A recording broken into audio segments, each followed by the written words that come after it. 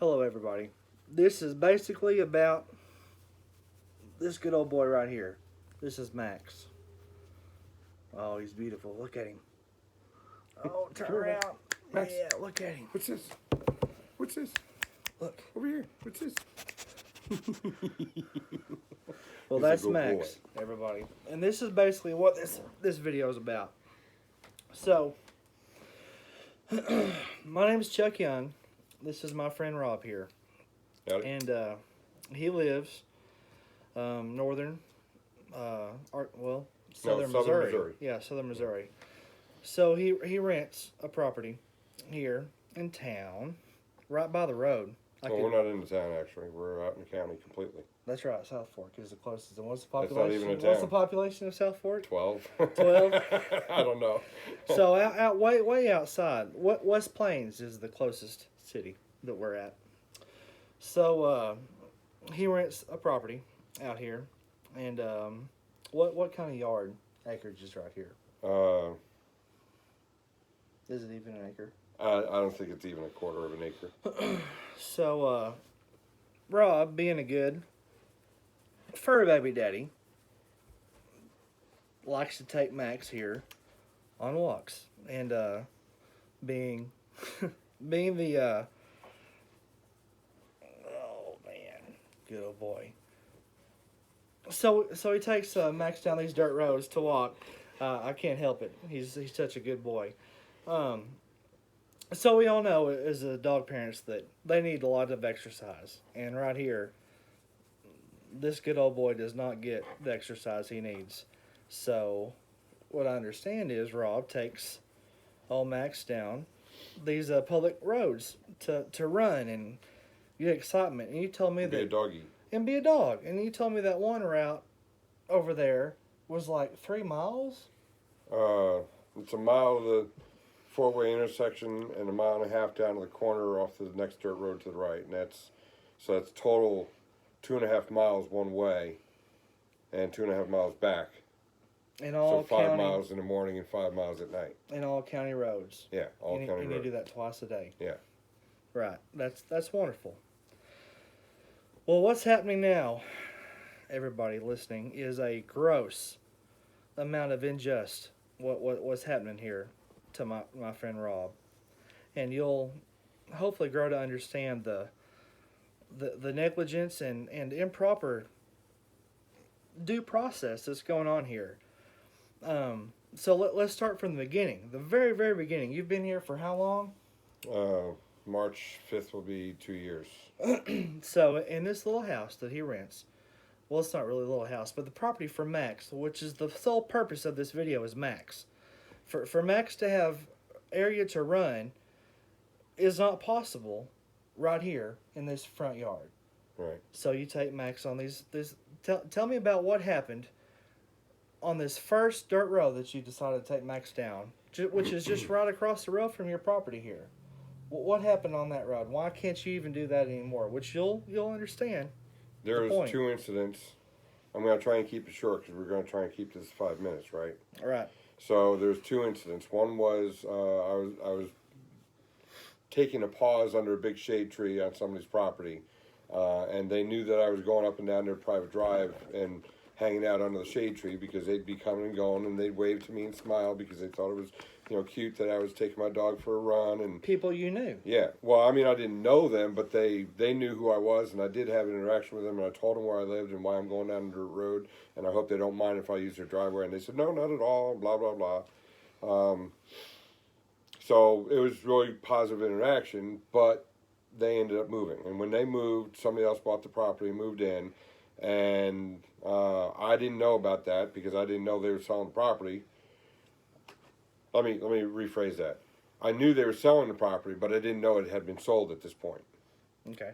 The real estate sign was outside still, so normally when you sell a property, they pick that up, and they didn't. So I didn't know it was sold. Right. And when we went under the shade tree, the guy come racing up with his red Toyota pickup truck, and I thought he was going to run Max over, and Max jumped in the truck, and I told him, oh, I guess he likes you.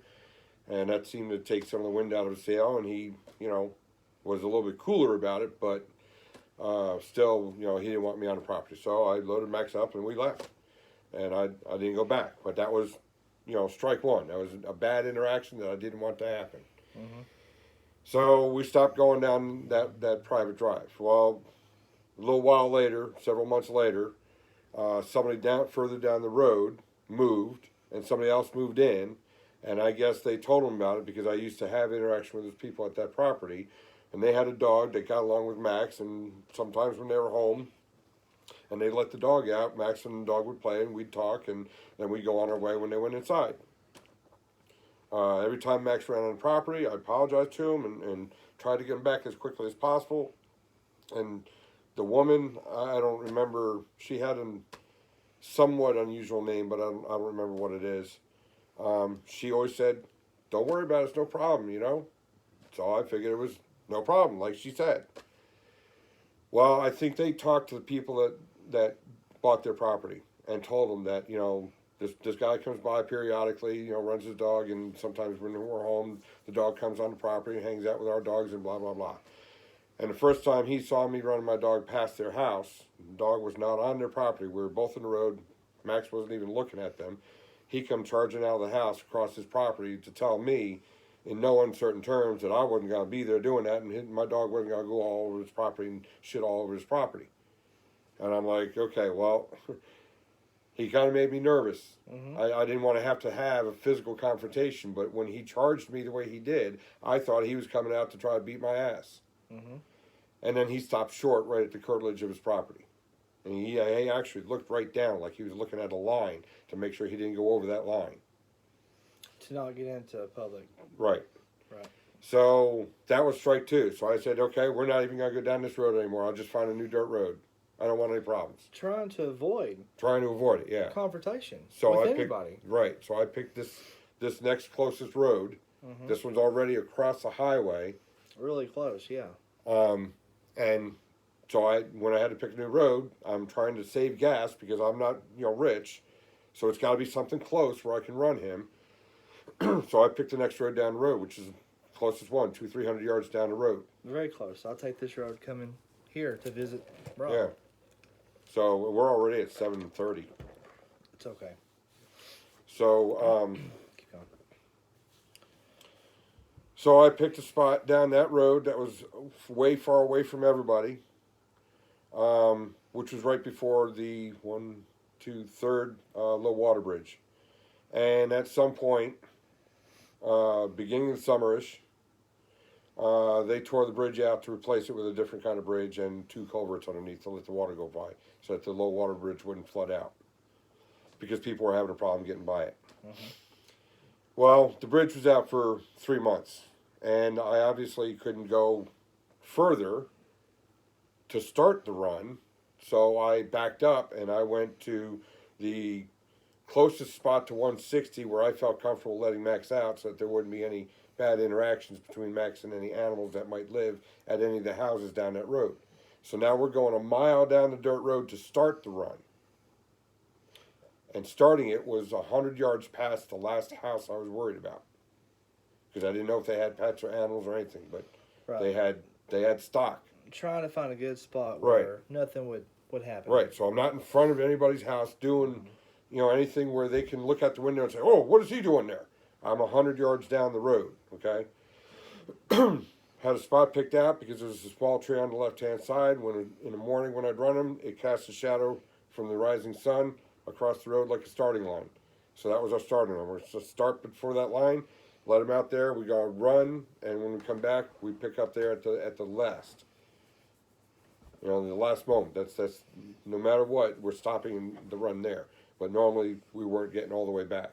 He'd want to get back in the truck, or I'd want him back in the truck, or we had to go somewhere, or whatever. So life would happen. Right.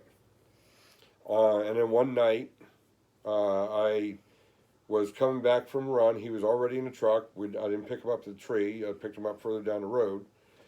And we were coming back, and as I'm coming over that hill where we start the run, I could see there's somebody coming from the other side. And I could see that the lights on whatever vehicle they were driving were white.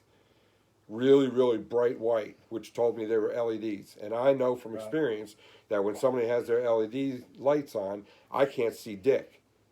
So I just said, well, before I get blinded, I'm just going to pull over safely and turn my lights down because I'm facing uphill and I don't want my lights blinding them, and then maybe they hit me. Right. So I pulled into somebody's driveway that was across from this last house that I was starting to run from 100 yards down the road. I see. Okay. They lived at that house, and I didn't know that. Oh, the people that met you. That were coming, yeah. Okay. And I don't know who it all was. I just know that the driver was this one guy. But I could see somebody was in the passenger seat, but I couldn't see who because it was dark. So they pulled up beside you and... Yeah, instead of pulling into the driveway, they pulled in. And that's kind of important, too, because we're talking, it's at least 50 feet from where I am to where the driveway is. That's good ways, yeah. So that's why I thought they were just going by me. And when he pulled up alongside and stopped, Max got onto my leg to look out the window and wag his tail and whip me with it. Right. And he wanted to know who I was, what I was doing. So I told him, I introduced myself. Hey, I'm Rob Robinson. I live at this house here. These are my landlords. The whole kit. Just right down the road. Yeah. Just like maybe a mile down the dirt road. That's right. 300 yards from here. Right. So he seemed to be okay with that, and he took it. He asked me what I was doing across from, he didn't say across. He said, what are you doing outside my property? And I thought the driveway that I pulled into, maybe that's what he was talking about, that I was blocking his driveway. So I was like, oh, I'm sorry, I'll move. And he goes, no, we don't live down there. We live over here. And I'm like, okay, now I'm stumped because I'm wondering why I'm being challenged like this across the road 50 feet from their driveway, and I'm still in drive because I'm waiting for him to pass so I can go. And it's... You just turned your lights off. Yeah, well, I didn't turn them off. I turned them down so the parking lights were on so he could see that I'm there and waiting to pull out, but I'm not blinding him. So there's no way that he thought you were parked there. No, that's probably exactly what he thought. But your light, if you were parked there, wouldn't you have your lights off? Well, I mean, I don't know. I don't. I want him to see that there's a vehicle there. Right. But I don't want to blind him. Exactly. That's what running lights are for. Yeah.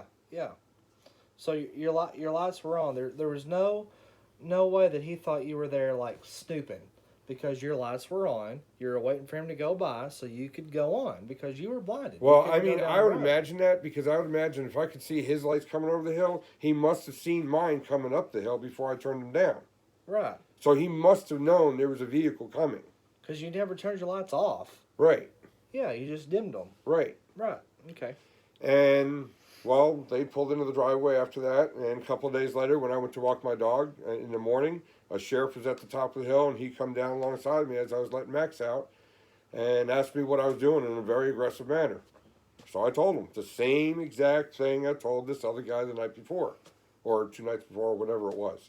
That you're who you are. Yeah. You were walking your dog. Yeah, and my dog was already loose. He was already out of the truck and running around the sheriff's car. So I told him, my dog is, he's probably on your side of the car right now. And he looked over, and sure enough, my dog was there. So he saw him. So he knew that I had a dog and that I was running my dog. So he went about his business, and I went about my business. Well, that apparently wasn't good enough, because a couple of days later, this guy confronts me. He comes up to me again, only this time I'm like on the other hill. The landowner?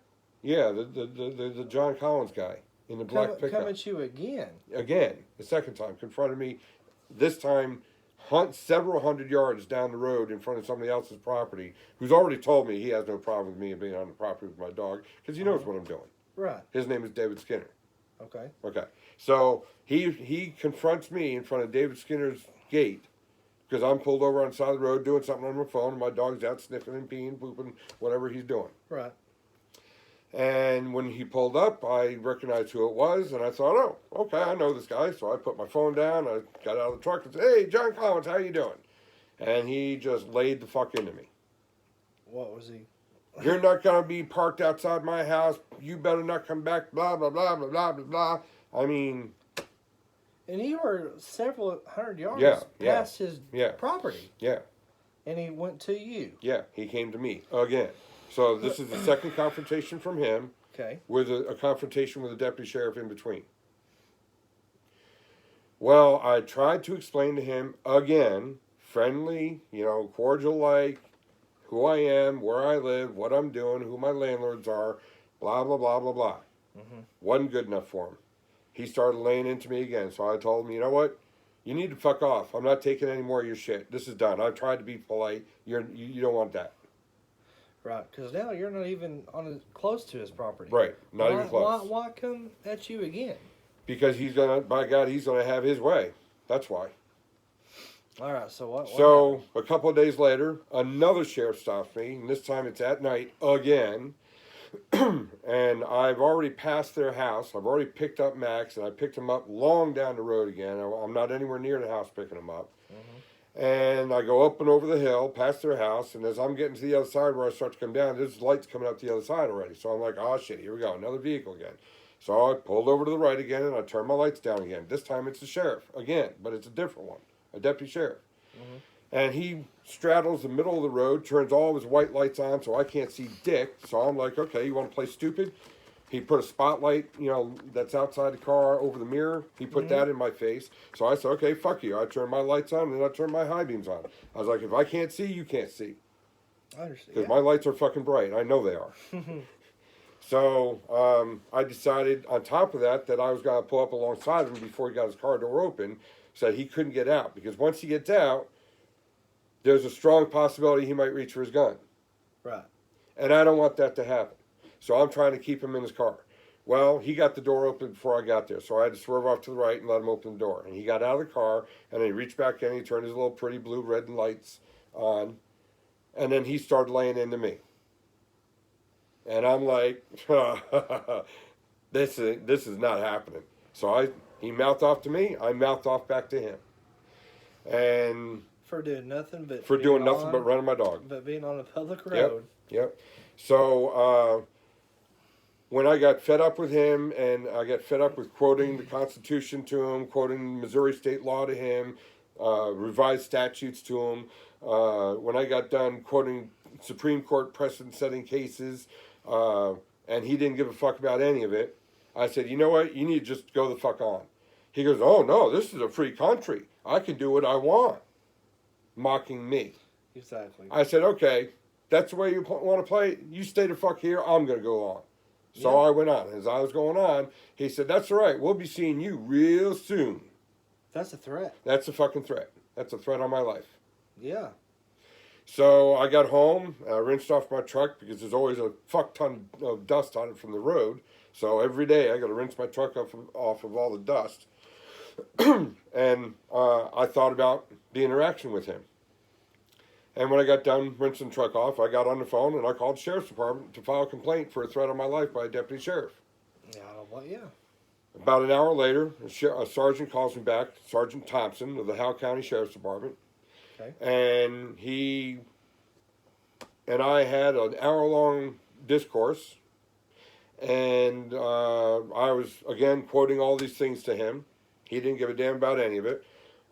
He wanted to insist that his deputy didn't threaten me at all, and I'm just misunderstanding it, and blah, blah, blah, blah, blah, but didn't want to take the report. And at the end of the hour, he told me, well, I don't think this call is going anywhere. I said, well, if that's the way you feel, then I'll have no choice but to fear for my life every time I see a Howell County deputy sheriff. Are you sure you want to go down that road? Then what do you say? He started blabbing all the other shit he was blabbing before, just repeating it, so I fucking hung up on him. The next day, 2 deputy sheriffs showed up to my house that I hadn't met before either. So these are 2 entirely new ones. Right. And they just wanted to talk about what happened the night before. So we talked. And at some point, the one that was the lead, his name is Shay Hatton. Where's that envelope? Give me that envelope. Their business card is in there.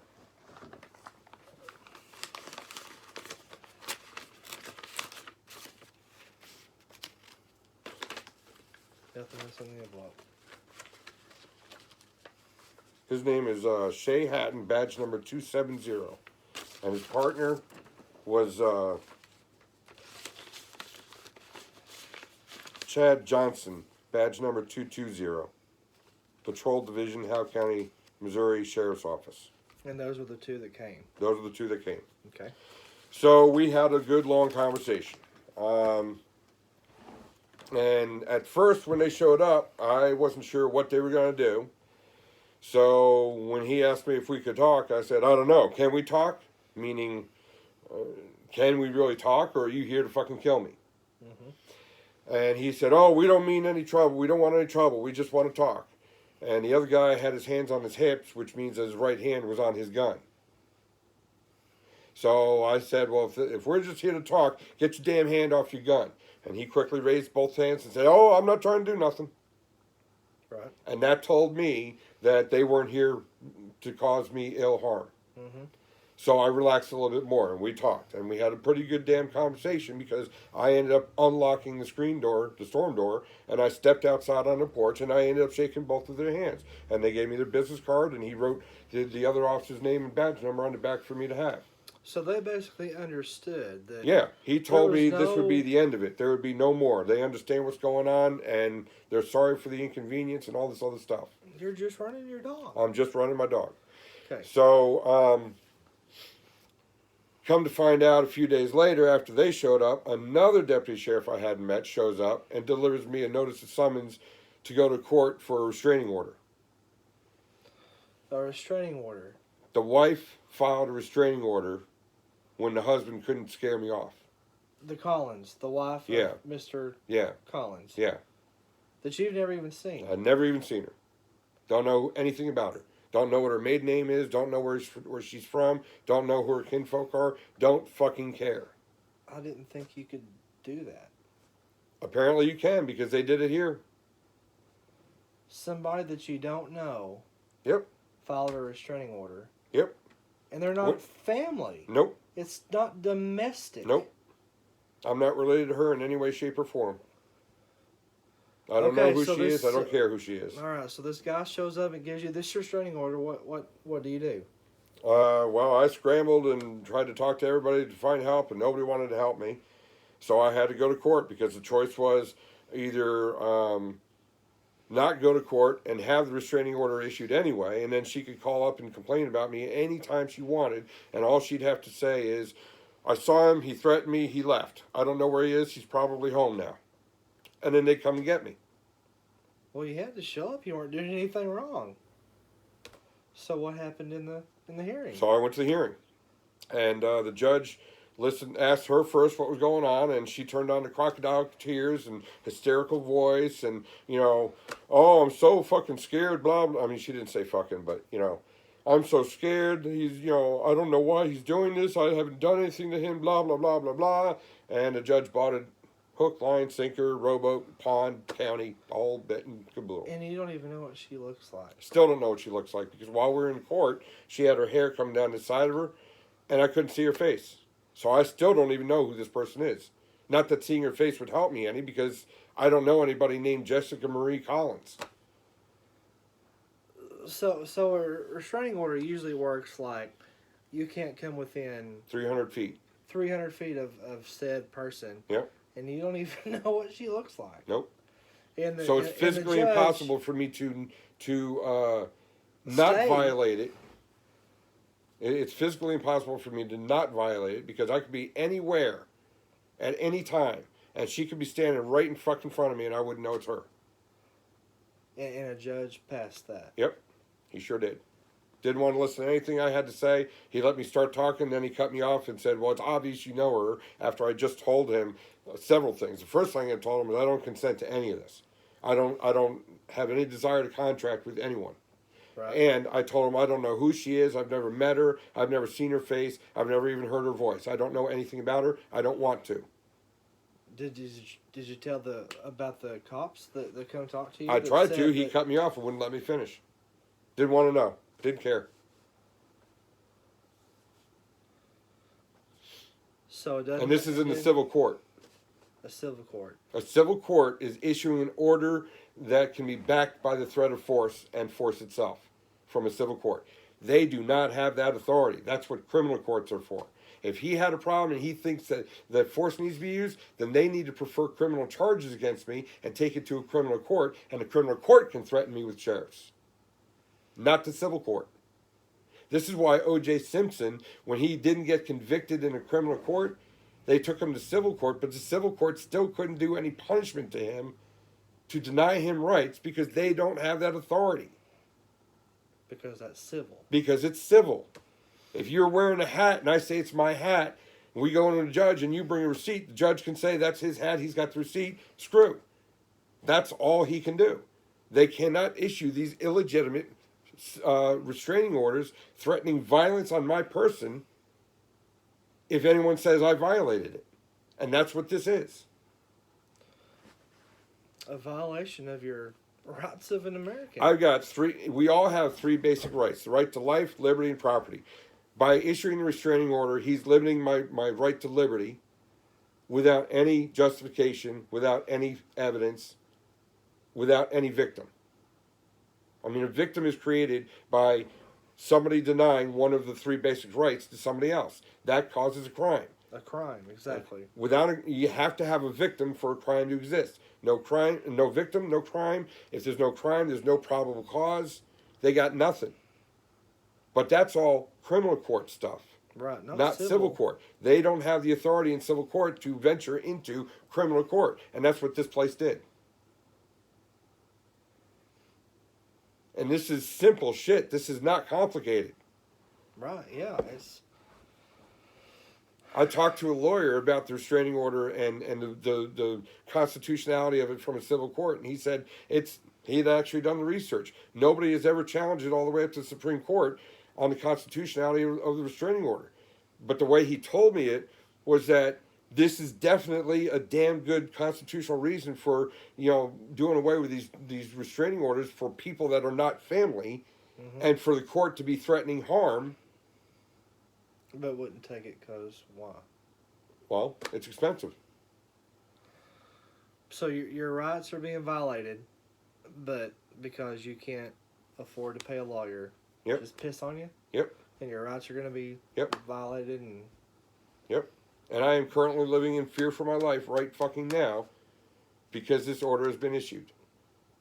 And they could show up at any time. They could show up at any time. She could call them and say whatever she wants to say, and the very next step they take is to come get me. Whether she can prove it or not, they don't care about that up front. They worry about that later. First, they come get me. That is a gross violation of rights. Well, I know this, but, nobody else gives a fuck, apparently. So that's why we're here. To let, hopefully, somebody hear what's going on, because worst case scenario, what is worst case scenario? They come kill me. They come try to do some kind of criminal act against me that's not constitutional, that they should damn well know is not constitutional, and I'm not going to allow them to commit a crime against me. I'm done doing that. This is the third time I've been falsely accused of bullshit in the past 3 years. 7 years, sorry. Third time in 7 years. The second time financially busted me. I mean, it cost me thousands and thousands of dollars to defend myself in court after I had to defend myself on my own damn property from a known abuser who was kidnapping a child that he didn't have custodial rights to. And when I tried to stop him, he dragged me to the car and tried to run me over. Yeah, you can look up that case. How would someone look up that case? I don't know. Probably Rob Robinson. Yeah, Rob Robinson in Oregon County, 2016, September 26th, I think, maybe. Well, that's enough for you to research that and find it. Oregon County, Missouri. And if I hadn't have transferred the case, if I hadn't kicked the first judge off the case, I'd be in prison. But I kicked the first judge off the case, and he couldn't challenge it. I used a peremptory challenge. When the second judge got on the case, I guess there's 3 judges in that circuit. When the second judge got it, I guess he already got a heads up that, I'm not playing around. So he didn't ask any questions on change of venue, except, did you both agree on a place to take it to? And they said yes, and he signed it, and that was it. We were out of the circuit. And when I got to the new circuit, I got an honest judge, and the jury my lawyer told the jury during voir dire in 3.5 minutes the undisputed facts of the case, and the prosecutor didn't challenge anything there. And when he was done, the jury was all looking at each other like, well, why are we even in a courtroom? And the reason we were in a courtroom is because in Missouri, they have what's known as an affirmative defense for self-defense. Mm-hmm. But the problem is you have to be arrested, charged, and go through the whole trial process to assert your affirmative defense to possibly be found not guilty. Right. And that's expensive. Mm-hmm. It's very expensive. I mean, when I was looking for a lawyer, they wanted $25,000 up front to take the case. But the lawyer that I got from Springfield said not to worry about it. We can make payments, and we'll worry about how much later. Let's get you not guilty first. And I was found not guilty of all charges. And it wasn't just the 3 they accused me of. The prosecutor gave them a list of different charges they might possibly convict me of if they wanted to. And they didn't charge me with anything. And to this day, the guy that I shot, he still hasn't been charged with anything. He was criminally trespassing. He was 1.5 times over the legal limit for operating a motor vehicle in Missouri under the influence of alcohol when he got to the hospital 2.5 hours later after being shot. All right. It was a big case. So, I mean, it was totally justified. I didn't like having to do it, but I wasn't trying to kill him. Right. I was just trying to stop him from hurting me or killing me. Right. And stop him from taking that kid. And the jury heard the case. I even took the stand. Yeah. I mean, there's no doubt in anybody's mind about the validity of the acquittal there, because I did not do anything wrong. I did what had to be done. But this is the neighboring county. And I'm quite sure that from time to time, neighboring sheriffs do each other favors. Oh, of course. That's just So how I'm freaking it quite works. sure that somehow this is tied in with that. The Collins run Howe County. I've been told there's 40,000 people in Howe County, and there are at least 3,000 of them. And what they want goes.